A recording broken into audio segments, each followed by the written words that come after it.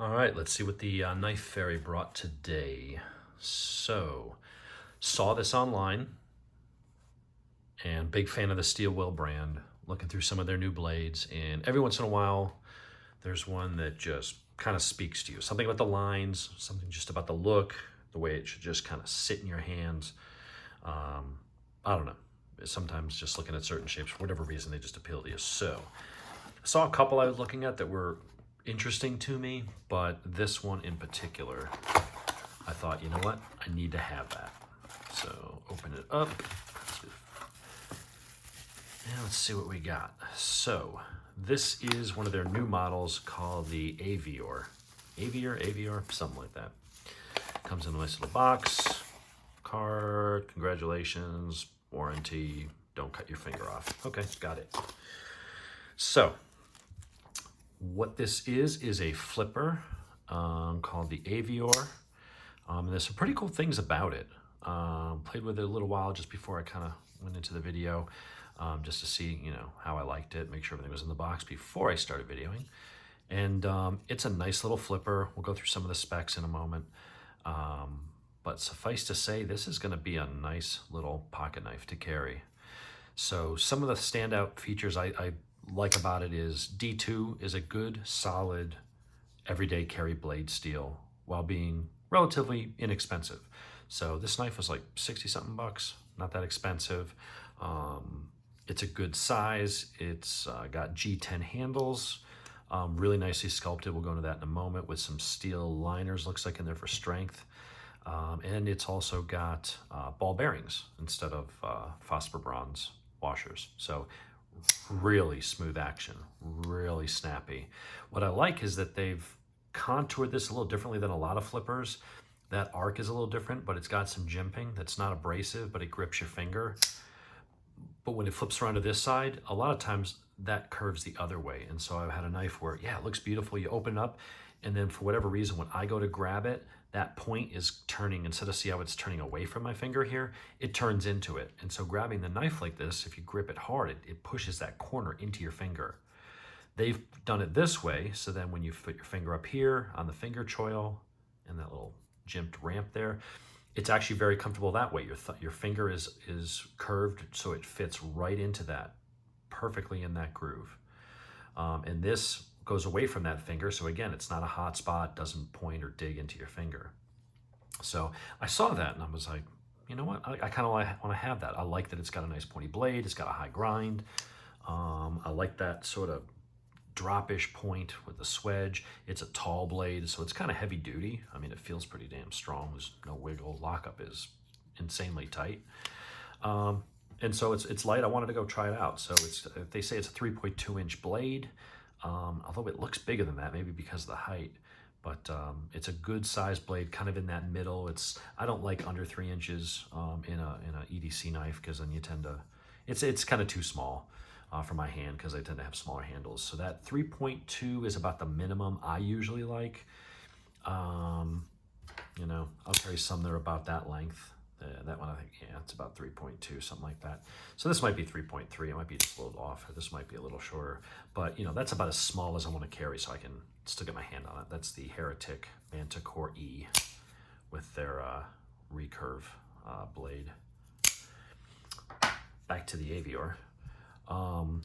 Really nice, very clean. There's a lot of attention to detail here. I mean, not just the blade and the grind, but just the way everything is contoured here. This looked to me, when I saw that, the way this arced this way, curving in there, the finger cutouts here, the way that I was like, that is gonna be just an insanely ergonomic knife, something really, really comfortable. And so far, it is not disappointing. The blade out of the box seems pretty sharp. Haven't done anything to it, just see if it'll do it just a push cut without slicing. Yeah. Pretty damn sharp right out of the box. I could strop it real quick, but no real need when it's doing that. So definitely a cutter. A lot of belly on that blade. Good point for piercing. It's a pretty thin tip. I mean, I've had thinner, but that's stabby. But there's a point where, yeah, you get it to where, you know, you have to barely put any pressure and it'll poke into something, but then you got to worry about, you know, bending or snapping that tip. So that's about as thin as I would want it, but that's well supported.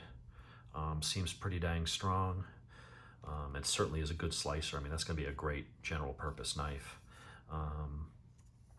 Very simple, pretty open design, so you don't have to worry about, you know, kinds of dirt and pocket lint and shit up in there. It'd be very easy to just take a corner of the cloth and kind of push it through and pull it through, or toothbrush, Q-tip, whatever, blow it out with a can of air. They've got these standoffs here. They put these two close together. That little one is, I guess, what you would use for a lanyard. And what's kind of cool, I mentioned on one of the other videos for Steel Will, is that as they start getting into these really arced and curved ergonomic handles, they have to be creative with the pocket clip. So if you want a clip to conform to that, it's going to work on one side, but if I were to take that bend and put on this side, it would be skewing off the side or doing something. So they actually include one for the lefty. So it is tip up only. I never had a preference, it's whatever the knife is. But if you are a lefty, you would remove those two screws and remove that screw, put one back, and then this would bolt up like that. So you can see how that would kind of form and go to that. Probably better if I did it outside the bag, but whatever.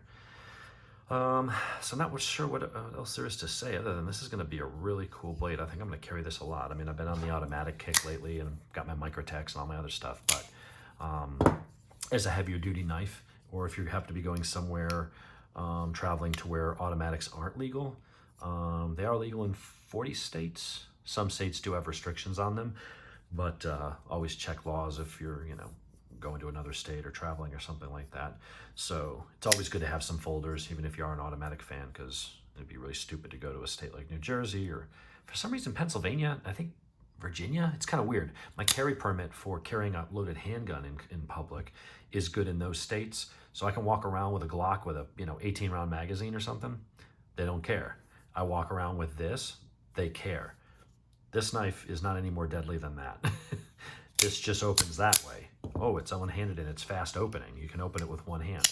Well, you can with a flipper, but for some reason, that's legal, this one's not. Doesn't make any sense, they're stupid laws, but you don't want to get busted and have to bail yourself out or get a lawyer to get out of some stupid weapons charge because you weren't aware of the laws. So as much as I like automatics, I also like good folders. I think that in the long run, something like this is going to be a little bit more open to abuse and beating on than I would something like this, although they are pretty tough. But it's good to have some good folders. So Steel Will, great company. They're really putting out some amazing knives right now, and you can get the real expensive ones. I say real expensive, you know, they might be up around $200, a little bit more than that for some of them.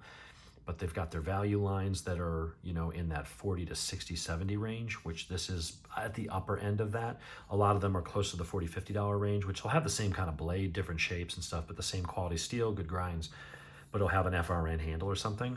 So, you know, for an extra 20 bucks, it kind of steps it up and gives you a nice skeletonized pocket clip, gives you the ball bearings instead of the washer system, and then it'll give you G10 handles. So for 20 bucks more, 15 bucks more, depending on what model you're looking at, that is not much money to just jump up to something that's just a little nicer.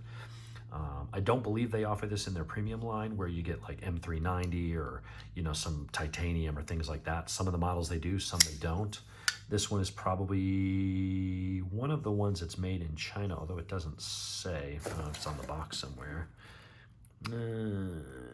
Don't see it. I'll look that up later and put it in the notes, but a lot of their blades are coming out of China. But just like We Knife Company, Civivi, Stedman, there's a lot of companies that are actually coming out of China. As long as the quality control's there and you're using good materials. I know maybe China's not the most popular country right now because of this whole fiasco with the pandemic and them lying about it and letting it escape and spread to the world before fessing up. But that's a whole nother issue. But the knife itself is good quality. It's an American company.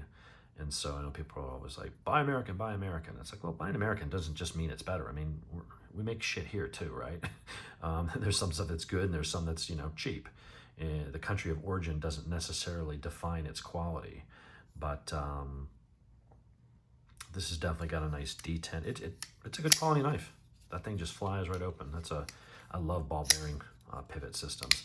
Because what's nice about the ball bearing pivot system as opposed to the bronze phosphor washers, which are pretty good, but in order for the bronze phosphor washers to really work, you always have to adjust and get a little bit of play. And so it doesn't bind and cause too much friction, you can feel a little bit of blade wobble. With the ball bearing system in there, they can tighten that down. There's nothing. I mean, when I say there's some in the other ones, it's a little bit there. It's not a lot. It's not like the blade, you can see it wiggle, but you can feel it. There's nothing. This thing is not moving at all. And yet it's still just butter smooth. So for a knife in the $65 range or 64 bucks, whatever the hell I paid for it on Amazon, it's a really nice blade. Really nice shape. It's beautiful to look at, it's beautiful to hold, and that's definitely going to make it into my carry rotation. So check it out, Steel Will Avior.